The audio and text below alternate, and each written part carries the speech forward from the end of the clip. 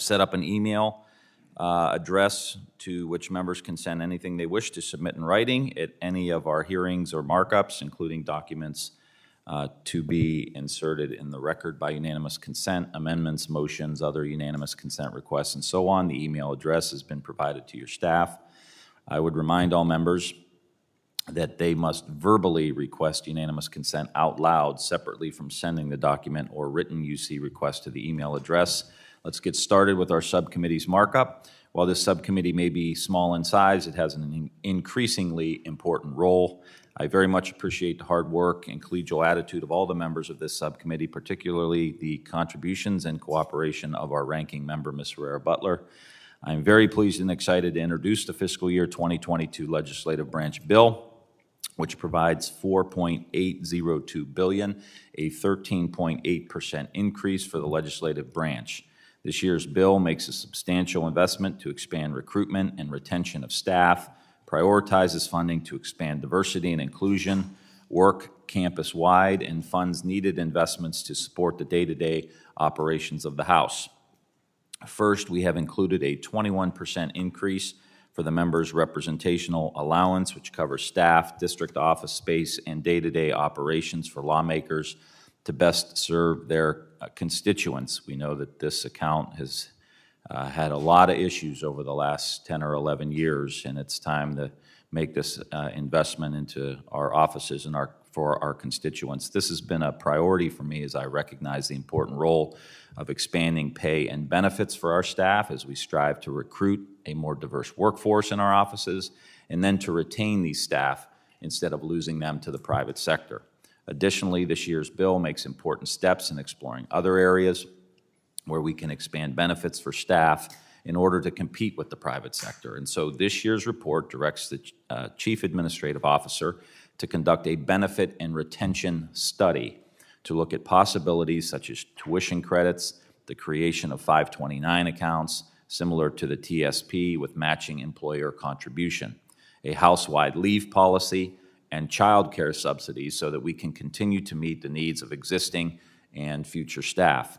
In a year full of trauma and hurt, with the apex being the insurrection on January 6th, our human resources entities within the Capitol complex have adapted to the evolving and increasing mental health needs of our campus. The bill includes $2.3 million, a $635,000 increase for the Office of Employee Assistance, and a $1.7 million increase for the Office of Well-Being to ensure that our people here have the resources to support the needs of our community and to fund culturally sensitive mental health services so everyone feels comfortable seeking the support they need. Second, the bill provides $15.4 million to expand the paid internship program. This will increase the amount to $35,000 per member office for paid interns.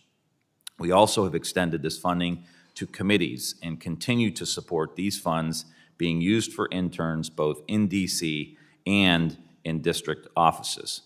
But we also recognize the ongoing inequities in congressional internships, and so we included language directing the Chief Administrative Officer in conjunction with the Office of Diversity and Inclusion to conduct a feasibility study on recreating a centralized House internship program similar to the LBJ program years ago, which could provide various support services such as housing, training, professional development, and focused outreach on students attending historically Black colleges and universities, tribal colleges or universities, Hispanic serving institutions, and other minority serving institutions.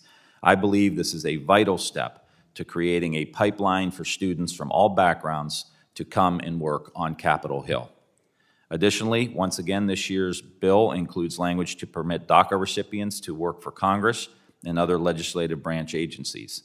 I hope we can address this issue government-wide at some point this year, but in the meantime, I want to welcome these members of our national community to seek employment with Congress and the legislative branch agencies. The bill also includes $3 million for the Office of Diversity Inclusion and directs the CAO to increase their staff cap from 7 to 10 staffers to allow them to hire these additional workers. This is vital to prioritizing initiatives to expand the diversity of our workforce on Capitol Hill. The bill also provides an additional $350,000 to establish a diversity task force within ODI in the Office of Congressional Workplace Rights to develop a methodology for regularly surveying the House workforce on pay and benefit issues, to provide guidance and support for the content and development of a centralized human resources hub, and to make policy recommendations for how to improve human resources management practices throughout the House. Turning to the other legislative branch agencies, the bill provides strong support for the security and operational needs of the House and surrounding Capitol complex. I've included $603 million for the Capitol Police, which is a $89 million increase above the fiscal year 2021 bill. This provides us with vital resources for training, recruitment, retention, and readiness efforts.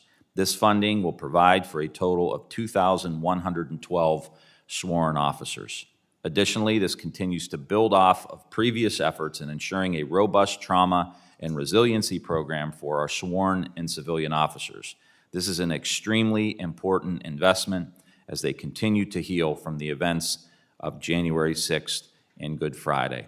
And I'd just like to take a moment here to thank all the men and women of the Capitol Police for all of their great work. They have been working 12 to 16-hour shifts for months and months and months, dealing with the insurrection, dealing with the inauguration, dealing with Good Friday.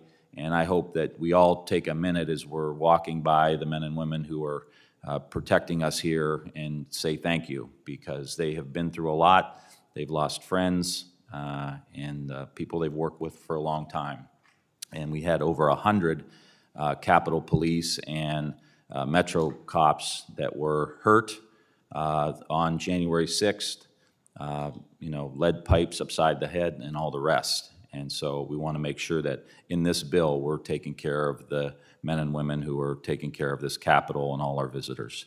The bill also includes an increase in $37 million from 2021 for the Library of Congress, as it is this subcommittee's duty to protect the valuable collections and preserve the library's ability to chronicle this great nation and provide access to our history for generations to come.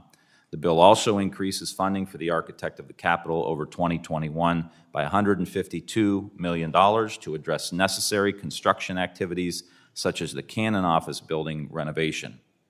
Finally, the bill includes language for the removal of statues or busts in the Capitol of those who tried to overthrow the government of the United States or were white supremacists.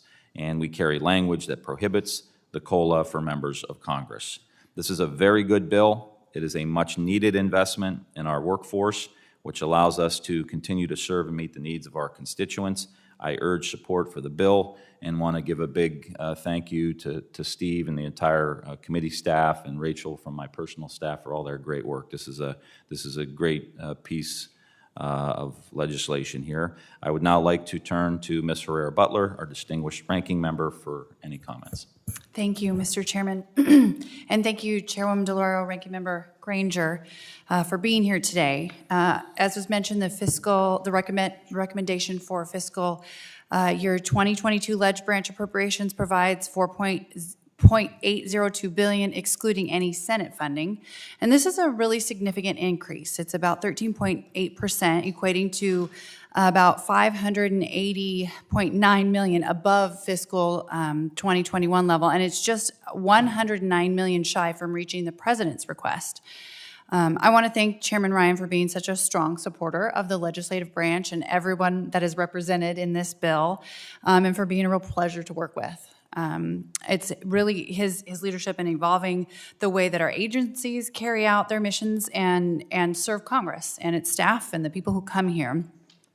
This legislation addresses several challenges we have faced over this last year and even before that, and equips Congress and our agencies with the resources necessary to safely return to work and reopen this Capitol campus. And I appreciate that a number of the initiatives that I brought forward and that other Republican members brought forward, the chairman has included in the bill and the report, and the report, and it's important to me and the minority members. So thank you.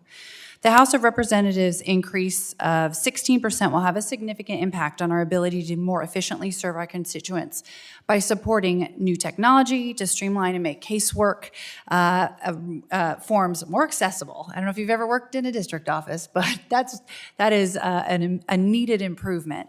It'll increase staff retention, enhance the efficiency and transparency of operations, and provide the ability to upgrade and acquire new technologies to strengthen the protection and productivity of our IT infrastructure, which is woefully inadequate. It's probably older than I am. It's probably pretty old.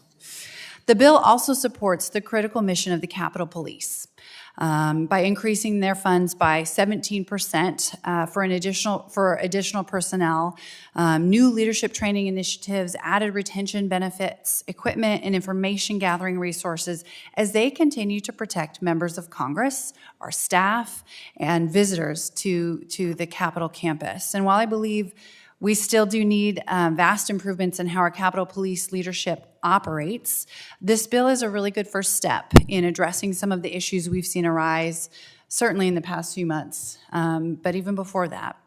The 26% increase received by the architect of the Capitol will serve as a foundation for a future safe, open, welcoming Capitol campus with several new initiatives that are going to address many of the most critical needs of the agency and the Capitol community. The funds prioritize the removal of accessibility barriers on the Capitol complex, which is of great importance to me. It's hard to believe we haven't gotten there already, so thank you for making that happen. It ensures coordination in developing safe and accessible street systems to connect visitors to the Capitol and to our offices, and assists in reducing the spread of communicable diseases to encourage and assure our constituents that they are safe when they come to Washington, D.C. and to meet the people that they elected. The Library of Congress's 4.9% increase in allocation includes the final $10 million investment for the Visitor Experience Initiative, which I'm sure all of you have been briefed on. And it's going to give visitors a truly enhanced experience, connecting them with history and providing better access to its unparalleled collections. The funds invested in safeguarding the library's unique and ever-growing collection, expanding access to the services and resources offered by the library, and modernizing the library's operations and technology are also included in this bill. After 6 fiscal years of flat funding and proven adaptability, the GPO, Government Printing Office, is receiving a 7.3% increase. As the daughter of a former printer, I'm sure this would do his heart proud. Printing offices never go up, but this one is going to include other technological advances that's going to allow for the publishing of congressional information in both digital and print formats. Finally, I'm happy to see that the Open World Leadership Center is officially being named to better reflect the mission and congressional affiliation of the agency to the Congressional Office for International Leadership. And there are so many good things in this bill, especially the resources and the directives needed to safely reopen the Capitol complex, that I do support. There are also some controversial riders that I remain hopeful that we can work through to come up with a bill that we can all support in the end. Thank you again, Mr. Chairman, and thank you to the staff for all your hard work, to Michelle and to my team for making me functional in this. We know that they are the ones that do that. And I will yield back to the gentleman from Ohio, where it is illegal to fish for whales on Sunday. Not that there's any place to do that. Thank you. We won't get into the details. Thank you, Ms. Herrera-Butler. It's great to work with you, and we don't have a corner on the market of good ideas, so we're always welcome to take yours when you have them. And with that, I'll yield to the chair of the full committee, Ms. DeLauro. Thank you very, very much, Chairman Ryan, and to you, Ranking Member Herrera-Butler, of the two of you for the efforts on the bill. And I love the dynamic and the banter back and forth. I think it speaks to the kind of really back and forth and efforts in which you have been joined in producing a wonderful bill here. And it's your dedication, your commitment that puts this effort together, and a good working relationship, which makes it all the more special. So I want to also say thank you to my colleague, the ranking member, Congresswoman Granger. We had the kickoff really of the appropriation season this morning. This is the second in line, and we're marching through day by day. But my colleague, Congresswoman Granger, is a pleasure to work with, and getting to know one another and establishing a good, sound, solid relationship as we go forward. And to my colleagues on both sides of the aisle for your commitment to this subcommittee and your efforts and your input in making this a bill that responds to the various needs of the in this instance of our government and its structure and those things that make it work. The events of January 6th, I think, shook all of us to our very core and made it obvious that we need to do more to protect our democracy.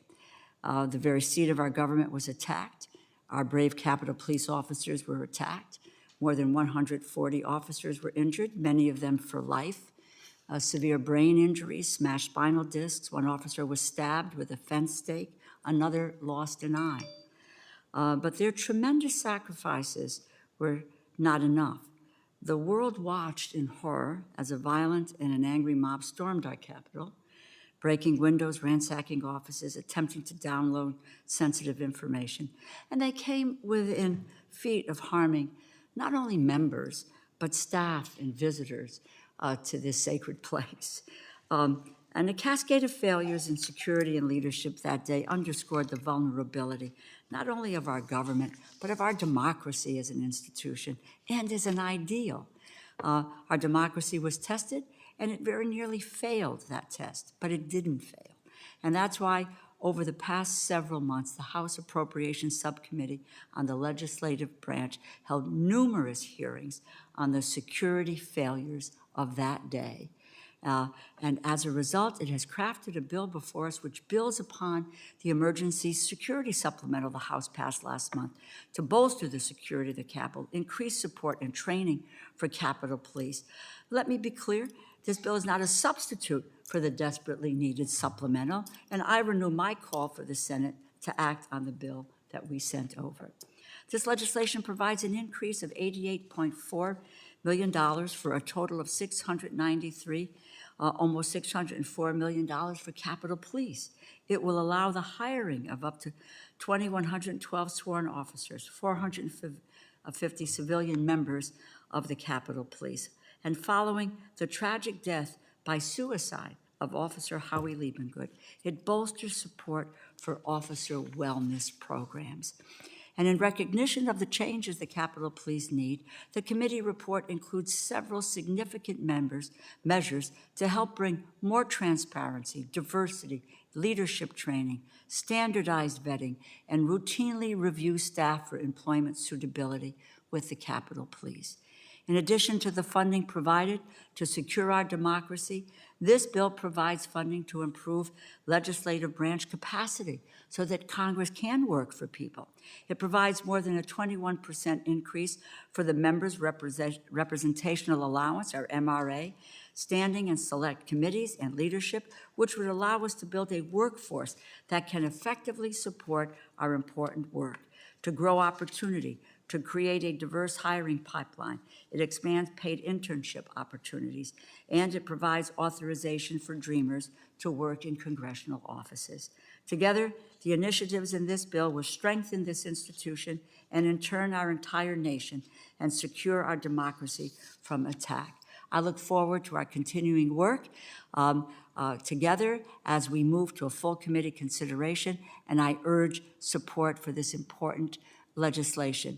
And a final note, as a former staff person, I want to say a really unbelievable thanks to all of the staff on both sides of the aisle. I always say our names are on the door, but all of the work that you do keeps our names on the door. So I thank you all very, very much. And with that, I yield back to the chair.